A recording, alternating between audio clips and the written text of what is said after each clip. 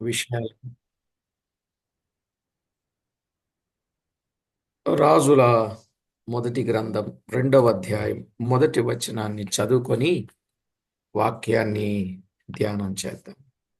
രാജാക്കന്മാരുടെ ഒന്നാം പുസ്തകം 2-ാം അധ്യായം 1-ാം വാക്യത്തെ വായിച്ച് നാം തുടർന്ന് ധ്യാനിക്കാം. దావీదునకు మరణకాలము సమీపింపగా అతడు తన కుమారుడైన సొలొమోనునకు ఇలాగు ఆజ్ఞ ఇచ్చాను. ദാവീദിന് മരണകാലം അടുത്തപ്പോൾ അവൻ തന്റെ മകനായ ശലോമോനോട് കൽപ്പിച്ചതെന്തെന്നാൽ, చదవబడిన ఈ లేఖనం కొరకు ప్రార్థన చేసి వాక్యాన్ని ధ్యానం చేద్దాం. വായിച്ച ഈ വചനത്തായി നാം പ്രാർത്ഥിച്ച് തുടർന്ന് ചിന്തിക്കാം. కరుణా సంపన్నుడవైన మా దేవ, కృపా సత్య సంపూర్ణుడవైన మా ప్రభువ, మీ ఘననామానికి స్తోత్రములు, వందనములు, స్తుతులు చెల్లిస్తున్నాం. കരുണ സമ്പന്നനായ ഞങ്ങളുടെ ദൈവമേ, വിലയേറിയ രക്ഷിതാവ് കർത്താവേ, അങ്ങയുടെ നാമത്തിൽ സ്തുതികളും സ്തോത്രങ്ങളും കൊണ്ടുവരുന്നു. సమస్త విషయాల్లో మీ సహాయం ఇచ్చి మీరు చూపుచున్న మీ కరుణకై, కృపకై కృతజ్ఞతలు చెల్లించుచు എല്ലാ കാര്യങ്ങളിലും അങ്ങയുടെ കൃപകൾ നൽകി ഞങ്ങൾക്ക് ആദരവ് നൽകി ഞങ്ങളെ നടത്തുന്ന വിധങ്ങളെ ഓർത്ത് സ്തുതിക്കുന്നു. మా ప్రభు రక్షకుడైన యేసుక్రీస్తు నామమున వేడుచూ ఉన్నాము తండ్రి. ഞങ്ങളുടെ രക്ഷിതാവും കർത്താവുമായ യേശു ക്രിസ്തു നാമത്തിൽ കേൾക്കുന്ന പിതാവേ, ఆమేన్. ആമേൻ. ప్రభునందు ప్రియులారా, మనము చదువుకున్న ఈ వచనాలలో దావీదు సొలొమోనుకు ఆజ్ఞ ఇచ్చినట్లుగా మనము చూస్తున్నాం. നാം വായിച്ച വേദഭാഗത്തിൽ ശലോമോന് ദാവീദ് കൽപ്പിച്ച കാര്യത്തെ നാം കാണുന്നു. అలాగే దేవుడు మనకు ఆజ్ఞాపించినట్లుగా చూస్తున్నాం. അതുപോലെ തന്നെ ദൈവം നമുക്കും പല കാര്യങ്ങളെ കൽപ്പിക്കുന്നു നാം കണ്ടു. ఆయన ఆజ్ఞ మనము పాటించినప్పుడు మన జీవితం ఎంత ధన్యకరంగా ఉంటుందో ఇట్టి సత్యాలను మనము ఎరిగిన వారమై ఉన్నాం. കർത്താവിന്റെ കൽപ്പനകളെ പ്രമാണിക്കുമ്പോൾ എങ്ങനെയെല്ലാം ഉള്ള നന്മകൾ പ്രാപിക്കുന്നു എന്നുള്ള ചിന്തിച്ചു. 118వ కీర్తనలో ఉన్న వాస్తవాలు గత వర్తమానములో మనం విన్నాం. കഴിഞ്ഞ ധ്യാനങ്ങളിൽ 119 സംഖ്യത്തിലുള്ള ചില വചനങ്ങളുടെ സത്യങ്ങളെ നാം പഠിച്ചു. చూడండి, దేవుని ఆజ్ఞ విషయములో భక్తుడు ఎలా ఉన్నాడో అది జ్ఞాపకం చేస్తున్నాడు. దావీదు రాసిన ఈ కీర్తనలో దేవుని ఆజ్ఞల విషయములో దావీదు ఎలా ఉన్నాడో చెప్పాడు. കർത്താവിന്റെ കൽപ്പനകളെ കുറിച്ചുള്ള കാര്യത്തിൽ ദാവീദ് എപ്രകാരം ആയിരുന്നു എന്നുള്ള കാര്യങ്ങളെ വ്യക്തമായി പറയുന്നു. 118వ కీర్తన 60వ చరణం. 119 సంకీర్తనത്തിന്റെ 60ാം വചനം വായിക്കുമ്പോൾ, నీ ఆజ్ఞలను అనుసరించుటకు నేను జాగు చేయక త్వరపడితిని అన్నాడు. നിന്റെ കൽപ്പനകളെ പ്രമാണിക്കുന്നതിന് ഞാൻ താമസിക്കാതെ ബന്ധപ്പെടുന്നു എന്ന് വായിക്കുന്നു. చూశారా, దేవుని ఆజ్ఞలను అనుసరించుటకు ఆయన త్వరపడినట్లుగా చూస్తున్నాం. കർത്താവിന്റെ കൽപ്പനകളെ പ്രമാണിക്കുന്നതിന് അവൻ വേഗത ഉള്ളവനായി പ്രവർത്തിക്കുന്നത് കാണുന്നു. అసలు అనుసరించడానికే కాదు, ఆయన ఆజ్ఞల మార్గమున పరిగెత్తినట్లుగా 32వ చరణంలో చూస్తాం. 32ാം വാക്യത്തെ നാം വായിക്കുമ്പോൾ, ഇതേ സങ്കീർത്തനം 32ാം വാക്യത്തിൽ കർത്താവിന്റെ കൽപ്പനകളെ പ്രമാണിക്കുന്ന ഓടുന്നതിനായി ഇന്ന് വായിക്കുന്നു. నా హృదయమును నీవు విశాలపరచునప్పుడు నేను నీ ఆజ్ఞల మార్గమున పరిగెత్తెదను అన్నాడు. കർത്താവിന്റെ കൽപ്പനകളുടെ ആ വഴിയിൽ ഓടുന്നതിനായി എന്ന് വായിക്കുന്നു. చూశారా, ఆజ్ఞలను అనుసరించడానికి త్వరపడ్డాడు, ఆజ్ఞల మార్గమున పరిగెత్తాడు అనే మాట ఆయన నోటితో ఆయనే చెబుతూ ఉన్నాడు. കൽപ്പനകളെ പ്രമാണിക്കുന്നു എന്നല്ല, അതിൽ പ്രമാണിക്കുന്നതിനായി ഓടുന്നു എന്നുള്ള കാര്യം നമ്മെല്ലാവർക്കും ഏവർക്കും മാതൃകപരമായി കാണുന്നു. ఆ 118వ కీర్తన 131లో చెప్పాడు. ഇതേ സങ്കീർത്തനം 131 വാക്യത്തിലും 119 131 പറയുന്നു, నీ ఆజ్ఞల యందైన అధిక వాంఛ చేత నేను నోరు తెరచి వగర్చుచున్నాను అన్నాడు. എന്റെ കൽപ്പനകൾക്കായി ഞാൻ വാഞ്ചിക്കയാൽ ഞാൻ എന്റെ വായ് തുറന്ന് അതിനെ കേൾക്കുന്നു. చూశారా? నీ ఆజ్ఞల యందైన అధిక వాంఛ అధిక వాంఛ నేను నోరు తెరచి వగర్చుచు ఉన్నాను.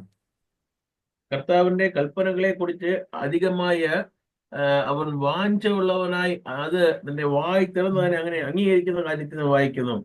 నిజమే ప్రియులారా, దైవ లేఖనములు స్పష్టంగా మనము గమనిస్తున్న విషయం. ఆలోచన చేయండి. കർത്താവിന്റെ വചനത്തിൽ നാം ഈ കാര്യത്തെ വിശേഷമായി വായിക്കുന്നു, ശ്രദ്ധിക്കുന്നു, അതിന് നാം മനസ്സിലാക്കുന്നു. 118వ కీర్తన 127లో వ్రాయబడిన మాట చూస్తే, മാത്രമല്ല ഇതേ സങ്കീർത്തനം 127 വാക്യത്തിൽ നാം വായിക്കുമ്പോൾ, బంగారు కంటెను అపరంజి కంటెను నీ ఆజ్ఞలు నాకు ప్రియముగానున్నవి అన్నాడు. അവിടെ ഈ പൊന്നിനേക്കാളും തങ്കത്തിനേക്കാളും അധികം പ്രിയമായിരിക്കുന്നു എന്ന് നാം കാണുന്നു.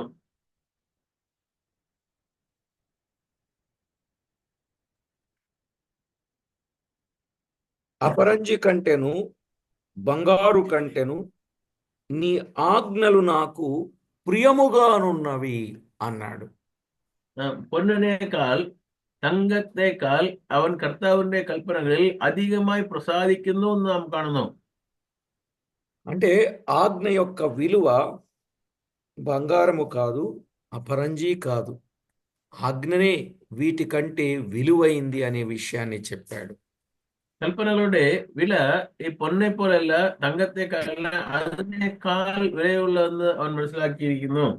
అందుకే ఈ ఆజ్ఞలను ఆయన ఏం చేశాడు అని అన్నప్పుడు 118వ కీర్తన 15వ చరణంలో చెప్పబడింది. ഈ കൽപ്പനകളെ താൻ എന്ത് ചെയ്യുന്നു എന്ന് കേട്ടാൽ അതിന്റെ 119 15 വാക്യത്തിൽ വായിക്കുമ്പോൾ, నీ ఆజ్ఞలను నేను ధ్యానించెదను అన్నాడు. അവൻ പറയുന്നു, ഞാൻ അങ്ങയുടെ വചനങ്ങളെ, കൽപ്പനകളെ ധ്യാനിക്കുന്നു എന്ന് പറയുന്നു. నిజమే, ఆయన ఆజ్ఞలను ధ్యానించాలి. కారణం ఏమంటే 118వ కీర్తన 4వ చరణంలో చెప్పాడు. എന്തുകൊണ്ട് ധ്യാനിക്കുന്നു എന്നുള്ള കാരണത്തെ ഇതേ സങ്കീർത്തനം 4 വാക്യത്തിൽ പറയുന്നു. నీ ఆజ్ఞలను జాగ్రత్తగా గైకొనవలనని నీవు మాకు ఆజ్ఞాపించియున్నావు అన్నాడు. നിന്റെ വചനങ്ങളെ പ്രമാണിക്കുവാൻ നീ ഞങ്ങൾക്ക് കൽപ്പിച്ചു. చూశారా? దేవుని ఆజ్ఞలను జాగ్రత్తగా గైకొనాలని ఆయన ఆజ్ఞాపించాడు కనుక వాటి విషయములో దావీదు ఎలా ఉన్నాడో చెప్పాడు. കർത്താവിന്റെ കൽപ്പനകളെ പ്രമാണിക്കുന്ന കാര്യത്തിൽ ദാവീദ് എങ്ങനെ ഇരുന്നു എന്നുള്ള കാര്യം നാം കാണുന്നു. ఆయన ఆజ్ఞల విషయములో నేను ఎలా ఉన్నానో అది దావీదు తెలుసు గనుక సొలొమోనుకు తెలియచేస్తున్నాడు, ఆజ్ఞాపిస్తున్నాడు.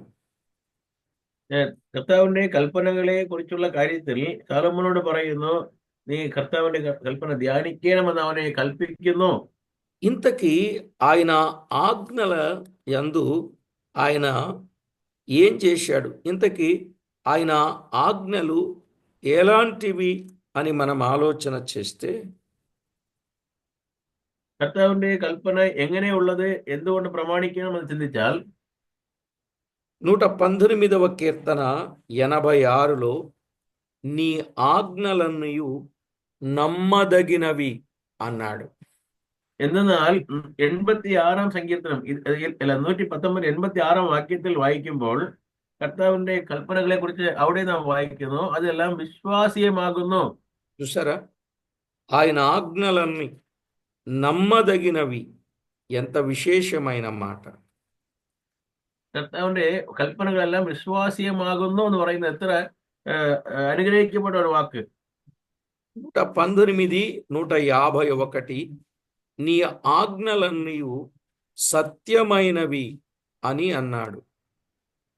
മാത്രമല്ല അതേ സങ്കീർത്തനത്തിന്റെ 151 വാക്യം, 119ന്റെ 151 അങ്ങയുടെ കൽപ്പനകളെല്ലാം സത്യമെന്ന് വായിക്കുന്നു. ప్రియులారా, దైవ లేఖనములో ఆయన ఆజ్ఞలన్నీ సత్యమైనవి, ఎంతో సత్యమైనవి అనే మాట చూస్తాం. അങ്ങയുടെ കൽപ്പനകളെല്ലാം സത്യമായത് അത് എത്ര സത്യം എന്ന് മനസ്സിലാക്കി കൊള്ളുന്നു. 172వ చరణములో ఆయన ఆజ్ఞలన్నీ న్యాయములు అని కూడా చెప్పాడు. അതിന്റെ 152 വാക്യത്തിൽ അങ്ങയുടെ കൽപ്പനകൾ അത് ന്യായമുള്ളത് എന്ന് വായിക്കുന്നു. చూశారా ప్రభునందు ప్రియులారా, ఆయన ఆజ్ఞలు నమ్మకమైనవి, ఆయన ఆజ్ఞలు సత్యమైనవి, ఆయన ఆజ్ఞలు న్యాయమైనవి. കർത്താവിന്റെ കൽപ്പനകൾ വിശ്വാസീയമായതും കർത്താവിന്റെ കൽപ്പനകൾ സത്യമായതും കർത്താവിന്റെ കൽപ്പനകൾ ന്യായമായതുമായിരിക്കുന്നു. అవి ఎలాంటివి? బంగారు కంటెను, అపరంజ కంటెను కోరదగినవి. അത് എതുപോലെ കേട്ടാൽ പൊന്നേക്കാളും തങ്കത്തേക്കാളും അധിക വിലയുള്ളതെന്നും പറയുന്നു. నాకు ప్రియముగానున్నవి అన్నాడు. బంగారం అంటే కూడా ఆయనకు ప్రియం కాదు, అపరంజి ఆయనకు ప్రియం కాదు, దేవుని ఆజ్ఞలే ఆయనకు ప్రియం. തനിക്ക് ഇഷ്ടം ഉള്ള കാര്യം എന്ന് ചോദിച്ചാൽ പൊന്നല്ല, തങ്കമല്ല, അതിനേക്കാൾ വിലയേറിയ കർത്താവിന്റെ വചനങ്ങൾ തന്നെ തനിക്ക് ഇഷ്ടമായ കാര്യമാകുന്നു. కనుకనే ఆయన ఆజ్ఞల యందైన వాంఛ చేత ఆయన నోరు తెరచి వగర్చినట్లుగా చూస్తున్నాం. അതുകൊണ്ട് തന്റെ കർത്താവിന്റെ വചനത്തിനുള്ള വാഞ്ചയാൽ അതിനെ അവൻ വായി തുറന്നതിനെ അംഗീകരിക്കുന്ന കാര്യത്തെ നാം കാണുന്നു. ఇంతకీ ఆయన ఆజ్ఞ వలన మనకి ఏంటి ఉపయోగం, ఏంటి ప్రయోజనం? ఎందుకు ఆయన ఆజ్ఞను మనము పాటించాలి? എന്തുകൊണ്ട് കർത്താവിന്റെ കൽപ്പനകളെ അവർ പ്രമാണിക്കുന്നു, എന്തുകൊണ്ട് നാം അതിനെ സ്വീകരിക്കണം എന്ന് ചോദിച്ചാൽ 119 కీర్తన 6వ చరణంలో వ్రాయబడింది. അത് 119 സങ്കീർത്തനത്തിന്റെ 6ാം വാക്യത്തിൽ നാം കാണുന്നു. నీ ఆజ్ఞలన్నింటినీ నేను లక్ష్యము చేయునప్పుడు నాకు అవమానము కలుగనేరదు అన్నాడు. അവൻ പറയുന്നു, അങ്ങയുടെ പ്രമാണങ്ങളെയെല്ലാം ഞാൻ സൂക്ഷിച്ചു നോക്കുമ്പോൾ അത് ഞാൻ ലജ്ജിക്ക് പോകുകയില്ല എന്ന് പറയുന്നു.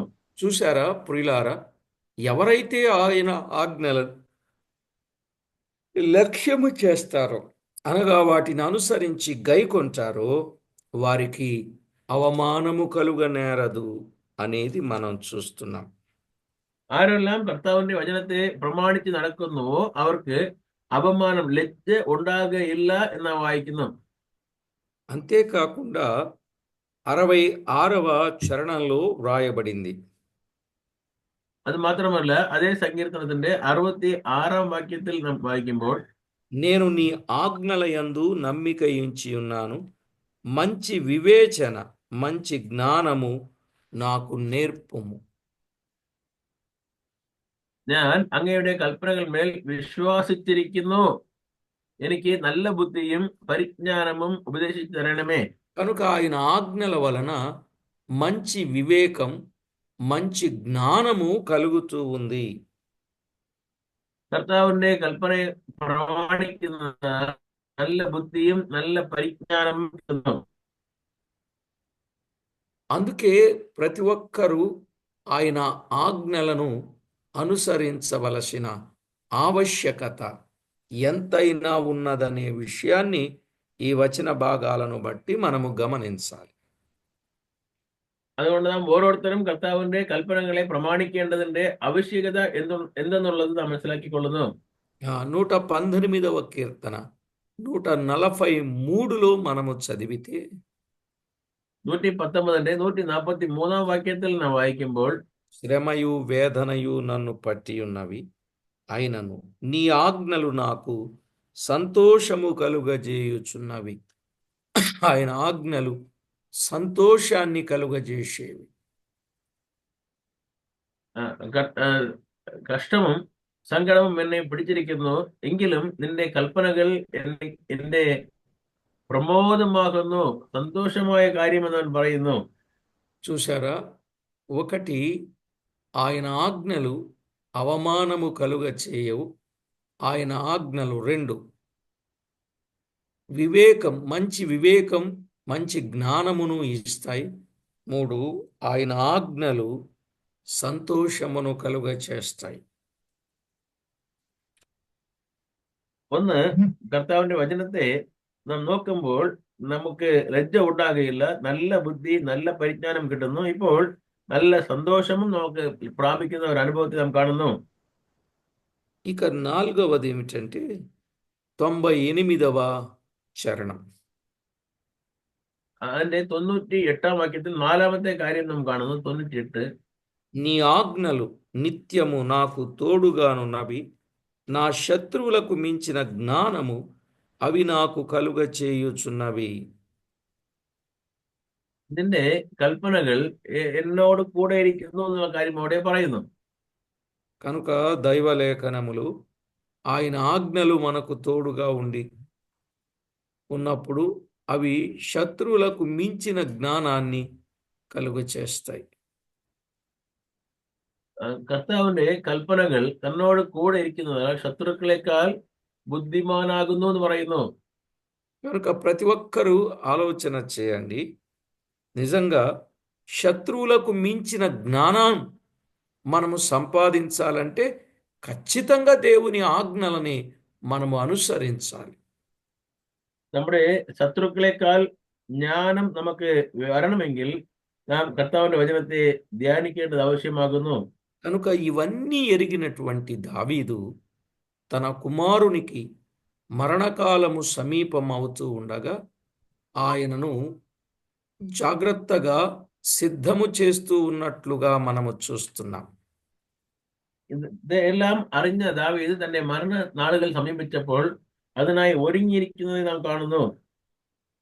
కనుక ప్రభువునందు ప్రియులారా, పరిశుద్ధులమైన మనం, ప్రభు పిల్లలమైన మనం మన జీవితంలో జాగ్రత్తగా పరీక్ష చేసుకొని లేఖనాల వెలుగులో వాస్తవాలను గుర్తించి ఆయన ఆజ్ఞలు ఎంత ప్రయోజనమో మనము യോജിച്ചവലసిన వారమై ఉన్నాం. ദൈവത്തിന്റെ മക്കളായ നാം ഈ കാര്യങ്ങളെ അറിഞ്ഞവർ, മനസ്സിലാക്കിയവർ, നാം അതിനെ എത്രത്തോളം ബഹുമാനിക്കുകയും കീഴ്പ്പെടുകയും ചെയ്യണമെന്നുള്ളത് മനസ്സിലാക്കിക്കൊണ്ട് അതുപോലെ ജീവിക്കേണ്ടത് ആവശ്യമാകുന്നു. ఇవన్నీ దావీదు తన అనుభవములో నుండి చెప్పిన సంగతులు. ഇതെല്ലാം ദാവീദ് തന്റെ അനുഭവത്തിൽ നിന്ന് പറഞ്ഞ കാര്യങ്ങൾ.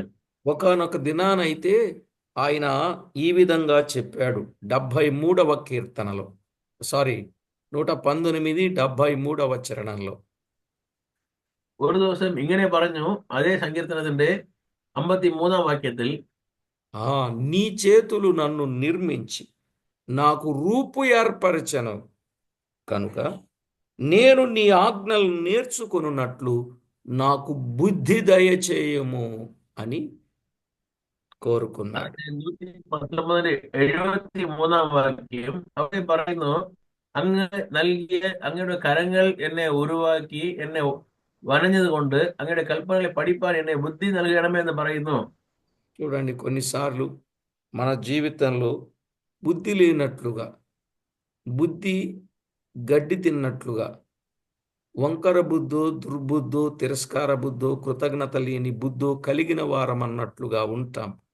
అలాంటి సమయములో ఆయన ఆజ్ఞలను నేర్చుకున్నట్లు బుద్ధి మనము సంపాదించవలసిన వారమై ఉన్నాం. കർത്താവിന്റെ കൽപ്പനകളെ കുറിച്ച് അതിനെ പ്രമാണിക്കുവാൻ ബുദ്ധി ഉള്ളവരായി ഇരിക്കേണ്ടതും ആവശ്യമായിരിക്കുന്നു. కనుక ప్రతి ఒక్కరూ బుద్ధిని సంపాదిస్తే ఆయన ఆజ్ఞలు మనకు ఆనందాన్ని అనుగ్రహింపజేస్తాయి. 47వ చరణంలో చెప్పాడు, നാം പ്രമാണിച്ചാൽ നമുക്ക് ആനന്ദം നൽകുന്നു എന്നുള്ള കാര്യം നാം മനസ്സിലാക്കണം. 47 വാക്യത്തിലേക്ക് വരാം. నీ ఆజ్ఞలను 47. బట్టి నీ ఆజ్ఞలను బట్టి నేను హర్షించదను అన్నాడు. അങ്ങയുടെ 47 വാക്യം, അങ്ങയുടെ കൽപ്പനകളിൽ ഞാൻ പ്രമോദിക്കുന്നു എന്ന് പറയുന്നു. కాబట్టి ప్రభునందు ప్రియులారా, పరిశుద్ధ గ్రంథమైన బైబిల్లో ఎంత సత్యాలు ఎంత స్పష్టంగా వ్రాయబడి ఉన్నవో మనము ఆలోచన చేసి వివేచన కలిగి శత్రువులకు మించిన జ్ఞానాన్ని సంపాదించే వారంగా ఉండాలి. പരിശുദ്ധ ഗ്രന്ഥത്തിൽ വചനത്തിൽ നാം വായിക്കുമ്പോൾ കർത്താവിന്റെ കൽപ്പനകളെ കുറിച്ചുള്ള അറിവ് പ്രാപിച്ചവരായി നാം അതിൽ എത്രത്തോളം ശ്രദ്ധ ഉള്ളവരായും ഒരുങ്ങിയിരിക്കുന്നവരായിരിക്കണം എന്നുള്ളത് നാം പഠിക്കുന്നു. కనుక ప్రతి ఒక్కరం ప్రతి విషయాన్ని మనము తేటగా అర్థం చేసుకొని ప్రభువుకి ఎంతో మహిమకరంగా జీవించవలసిన వారమై ఉన్నాం. അതുകൊണ്ട് നാം ഓരോരുത്തരും എങ്ങനെ ഈ ലോകത്തിൽ ജീവിക്കണം എന്നുള്ളതും അത് മുഖാന്തരം കർത്താവിന് മഹത്വം കൊണ്ടുവരുന്നതായി പ്രവർത്തിക്കണം എന്നുള്ളതും മനസ്സിലാക്കിയതുപോലെ ജീവിക്കുവാൻ കർത്താവ് സഹായിക്കട്ടെ. అనుకని ప్రతి ఒక్కరూ దైవ భయము కలిగి ఉండాలి. ఆనాటి ప్రజలు దేవుని ఆజ్ఞలను అనుసరించి గొప్ప మేలును పొందారు. ജനങ്ങൾ കർത്താവിന്റെ വചനത്തെ കേൾക്കുന്നത് മാത്രമല്ല അതിനെ കൈക്കൊള്ളുന്ന മുഖാന്തരം അവർ നല്ല ഉയർന്ന നന്മകളും അനുഗ്രഹങ്ങളും പ്രാപിക്കുന്നു. ఎందుకంటే ఆయన ఆజ్ఞలు నమ్మకమైనవి, సత్యమైనవి, న్యాయమైనవి. എന്ന് വെച്ചാൽ കർത്താവിന്റെ കൽപ്പനകൾ విశ్వాసీయమాగును, సత్యమాగును, న్యాయమాగును. ఎంత ప్రయోజనం ఉన్నదో ఆయన ఆజ్ఞల వలన మనకి సంగతి అర్థమైంది. അത് മുഖാന്തരം എന്തെല്ലാം നന്മ ഉള്ളത് എന്നുള്ള കാര്യം നമുക്ക് മനസ്സിലായി. మరి ఆయన ఆజ్ఞలను విడిచిపెడితే, లెక్క చేయకపోతే, వారి ఇష్టానుసారంగా జీవిస్తే ఏం కలుగుద్దో ఒక మాట చెప్పనా? കർത്താവിന്റെ കൽപ്പനകളെ പ്രമാണിക്കുന്ന മുഖാന്തരം എന്ത് നടക്കും, എന്ത് വരും എന്നുള്ള കാര്യത്തെ നാം ചിന്തിച്ചു നോക്കിയാൽ 119 కీర్తన 21 അതേ സങ്കീർത്തനം 119ന്റെ 21 വാക്യം చదువుతారా? ఆ. గర్విష్ఠులను నీవు గుర్తించుచున్నావు. నీ ఆజ్ఞలను విడిచి తిరుగువారు శాపగ్రస్తులు. നിന്റെ കൽപ്പനകളെ വിട്ട് നടക്കുന്നവനായി ഇരിക്കുന്നവൻ ശപിക്കപ്പെട്ടവനാകുണ്ട്. നീ അവരെ దర్శిക്കുന്നു.